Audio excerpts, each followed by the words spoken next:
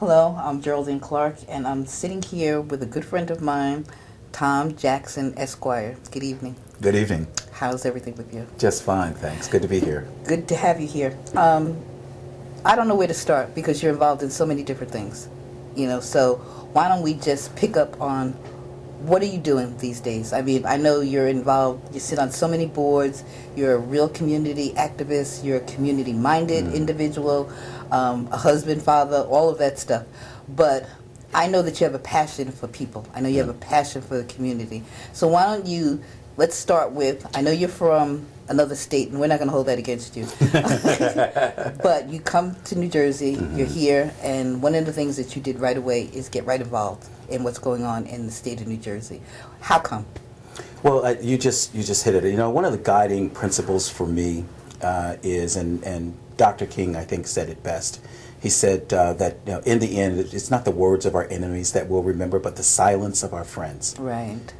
And I think that it's important that people in our community understand that we can't afford to be silent on issues that are so important to us, whether we are talking about health care or education or the economy or just voting. All of those issues are imperative that we get involved in. And so when I got here to New Jersey, it was very easy for me to get involved in those issues because they're important to our community. Right. When you talk about education, for example, we all can remember a particular teacher or moment as we were going through school that was pivotal, that just changed our lives, Right. And for me, I can remember, it was 1974, I was 14 years old, and I was playing the dozen with some friends, and you remember playing the dozen? Yes. With some friends in the hallway. And there were four of us that were standing there, Jerry, and my 8th grade teacher, who I now still stay in touch with. Okay. She saw me, and I had them rolling, laughing. I was on a roll.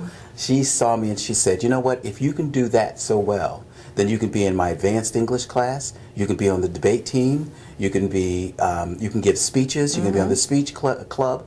And because she snatched me from that group, she saved my life, literally. Oh, wow. Because I said there were 4 of us standing there.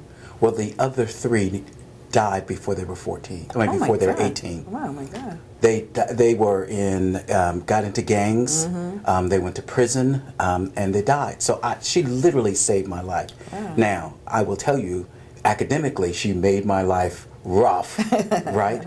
But there's no way I would have gone on to law school. There's no way I would have gone on to handle multi-billion-dollar mergers and acquisitions or do deals in 50 countries around the world. Wow. And so you can't have that kind of impact on your life and not feel a driving compulsion to give back, and more than give back, to make a difference. And so I couldn't be one of those friends who are silent. I have no right to be silent. Right. I have no right to sit back and not be impactful. And so that's why when I got to New Jersey, it was important to me to get right involved and to become involved with my community, wherever that community is in the state, on issues that are important.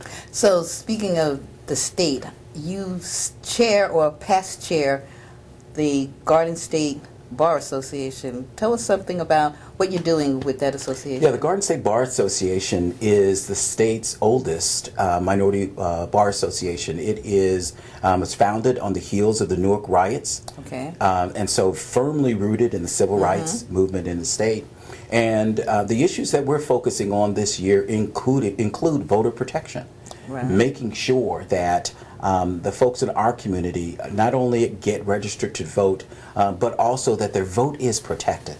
This is an extraordinary election. If 2008 was historical, this one is equally meaningful.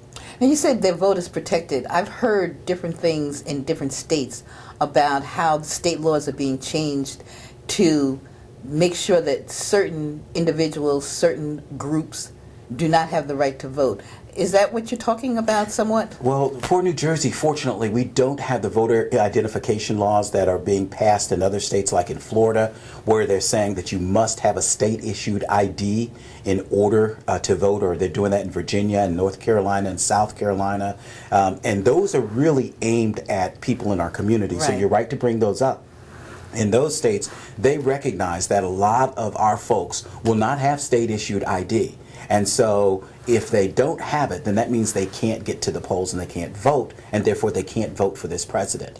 Right. You know, and then they're also doing things like there were some states where you could actually vote on Sunday. So you know what's happening, the ministers would let people out of service, and at the end of before the benediction, they would say, now go from here to the polls. So in some states what they're doing is they're saying, no, you can't vote on Sunday, you can vote on Monday, Tuesday, you know, whatever the other day is, and hopefully that diminishes the vote. We won't have those kinds of issues in New Jersey. What we will have are issues of, are you voting in the right district? Okay. You know, does your absentee ballot, if you vote absentee in New Jersey, does it count? Right. You know, can you vote, can you prove, if you have a criminal record, can you prove that you are now qualified to vote?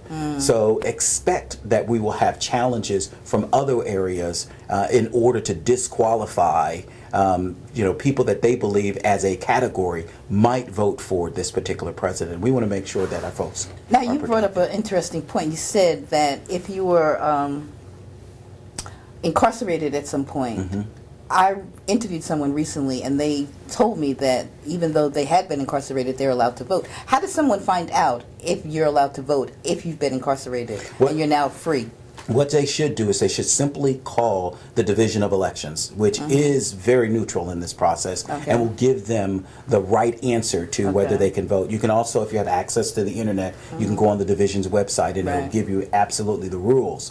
But I would not rely on, frankly, either party at this point, you know, to answer the question about something as precious as your constitutional right, your inalienable right, you know, to voice your opinion about the candidate. So I would reach out to the Division of Elections, and they can confirm based upon the criteria that they have, you know, whether you're qualified to vote. Okay. So what are some of the other things that are going on that we should be aware of? I know you also sit on the board of UMD&J, which let everyone know what those acronyms stand for. Sure, the University of Medicine and Dentistry of New Jersey. And I actually chair the hospital board, the University Hospital Board. The University Hospital Board was first seated in August of 2007, and I've been chair of that board ever since. Oh, okay. We developed its bylaws, etc. And I'm very glad that you brought that issue up because, as everybody's probably heard at this point, the governor is in a very strong effort to reorganize UMD&J.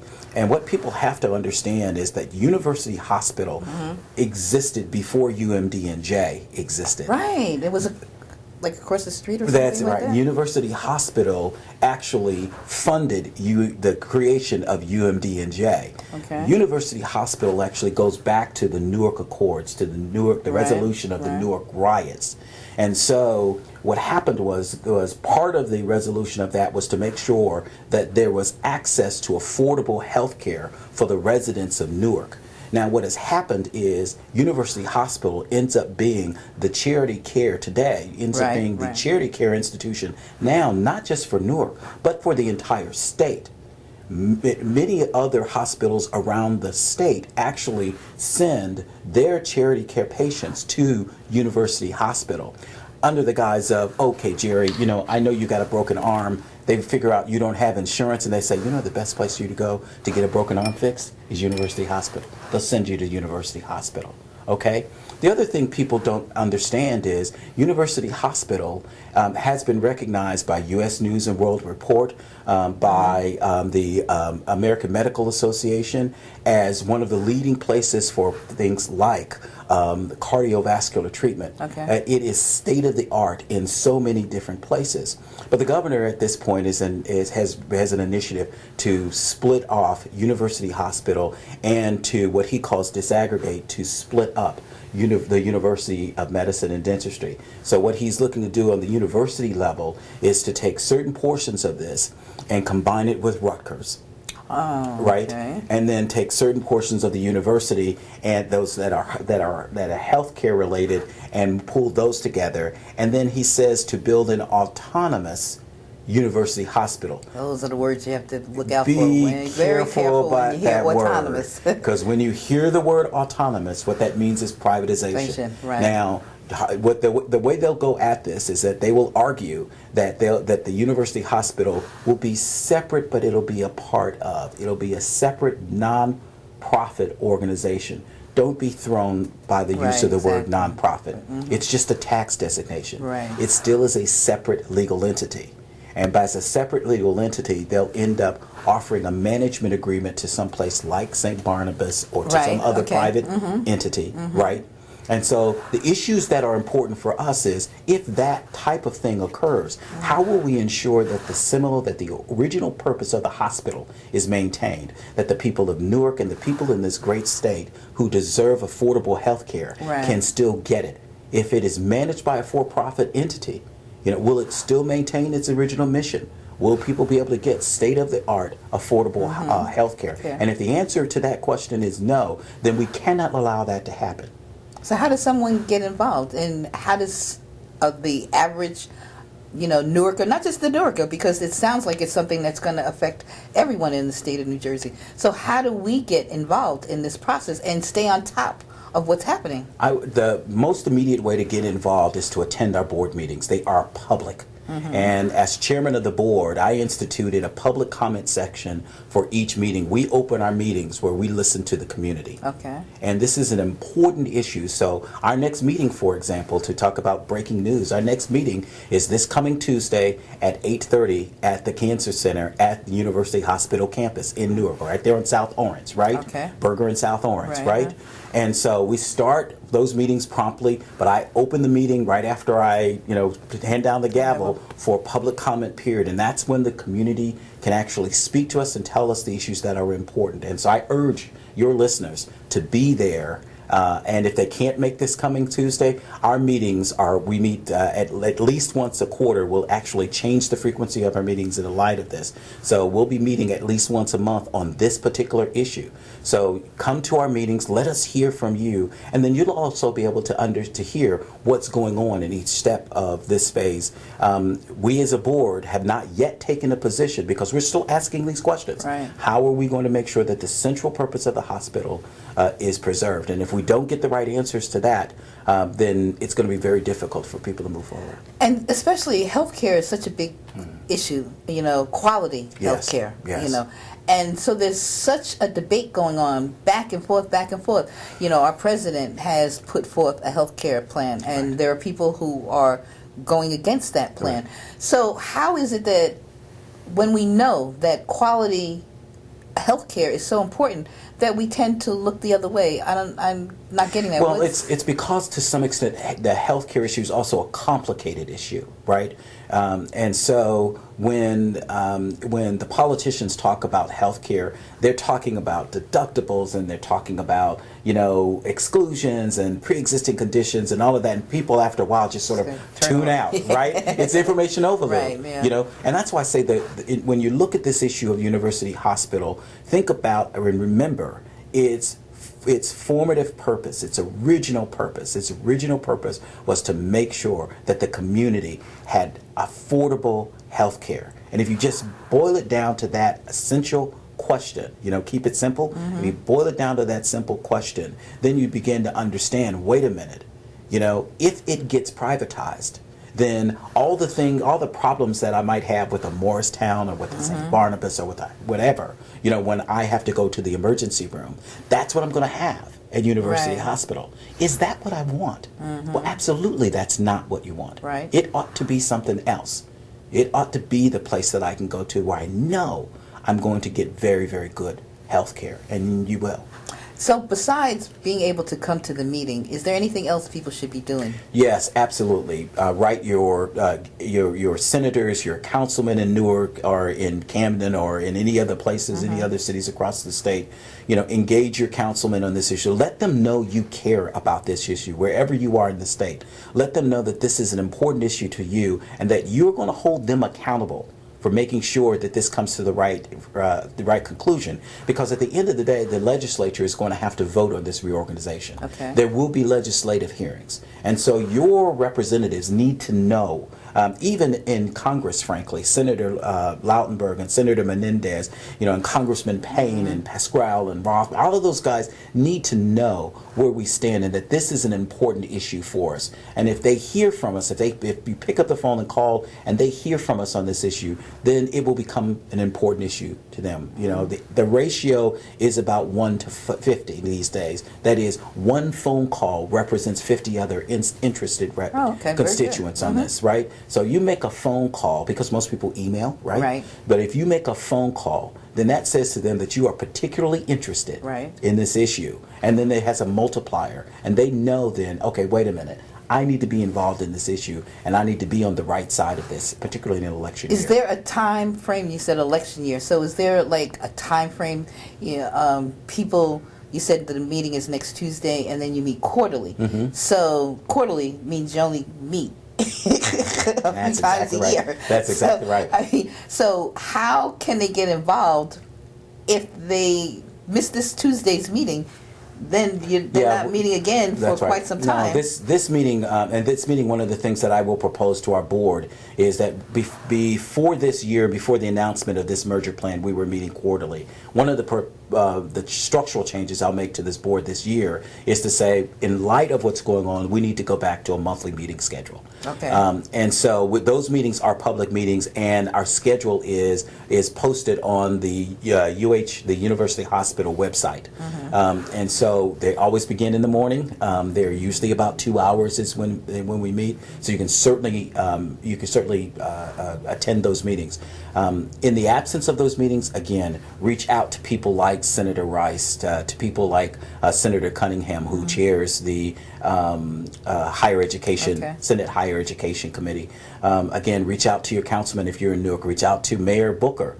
I heard him speaking on it the other day. Yeah, he was getting a lot of questions. Speaker Oliver, she's been, very much in tune with this issue as well. We've got to let those people who do represent us know that this is an important issue to us, and that we will hold them accountable for not being involved the right way.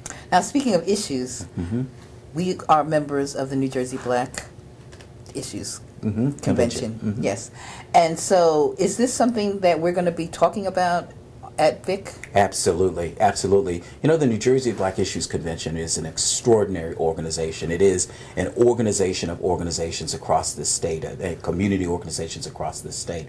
And what I really enjoy about it is that we do talk about these kinds of issues that are important to our communities statewide, and we try to form linkages through the various organizations to ensure that we are focused as a community on the right things. So this is one of the issues that we'll talk about. And we'll talk about not only it as an issue, but then how do we make sure people are engaged. And on that, I remember someone talking to you earlier today on the legislative redistricting issue, and your organization did a really great job in making sure that we knew all the pieces. Every piece of information that we needed to know, we received from your organization.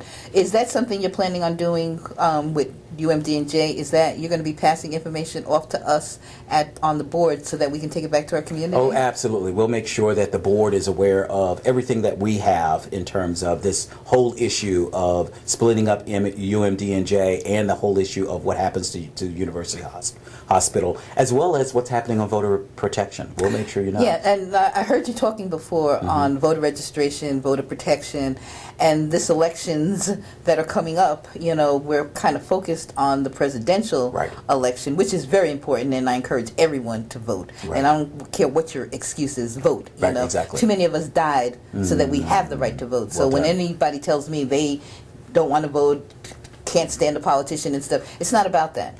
Because like you just said, if you're silent on something, then anything can happen. That's right. So, but there is another election in 2013 that's just as important, and it seems to me that a lot of behind the scenes activity is going on that is going to, maybe we're not going to have a problem going to the polls to vote, but it does seem to me that there's going to be problems getting the real issues out about the election. Is it something? I agree. What you're describing is that while 2012 is a critical election nationally, the fact that it is also linked to the gubernatorial election in 2013.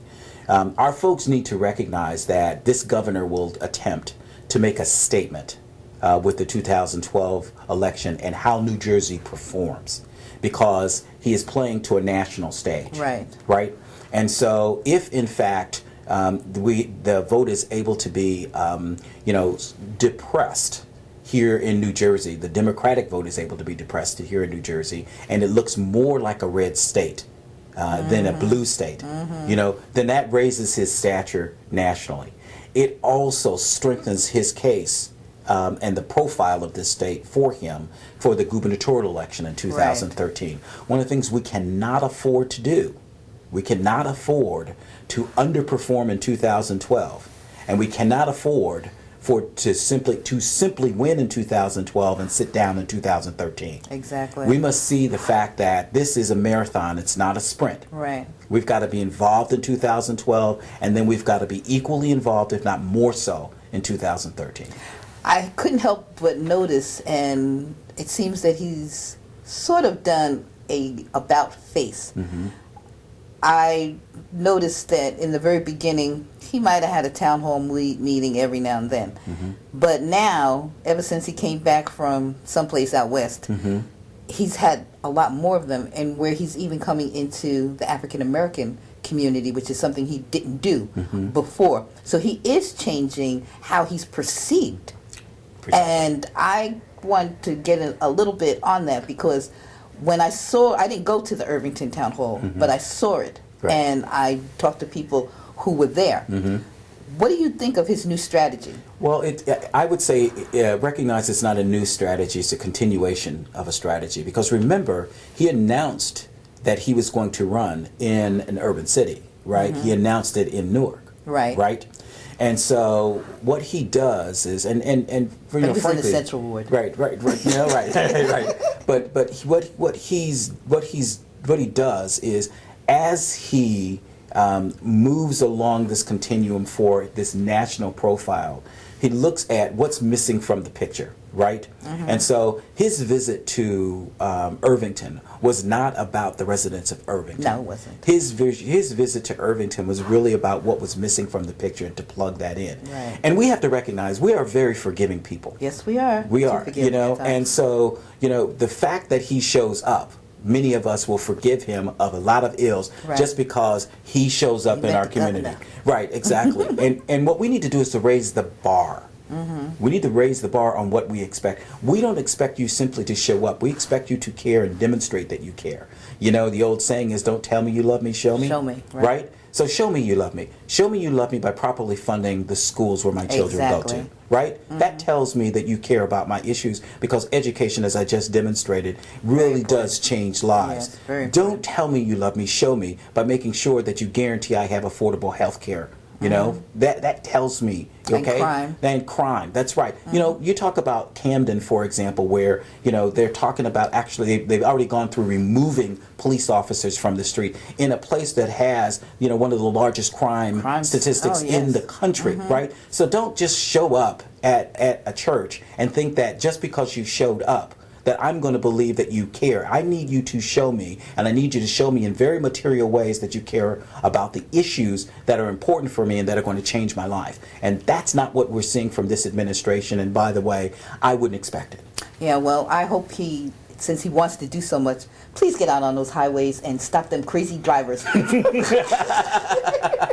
from driving up and down the highway. Put more cops out on the highways. Tom, I just want to thank you. You have such a passion for what you're doing, and it really shows. And I'm sorry we're out of time. We're going to have you come back and talk some more about some of the things that are going on in our Garden State. And I really, really hope that we have another chance to continue this conversation. Thank you very much. No, thank you. It was really, really great. So I want to thank you for being with us this evening, and it was just a wonderful, wonderful opportunity. Thank you, and have a great night. Thank you.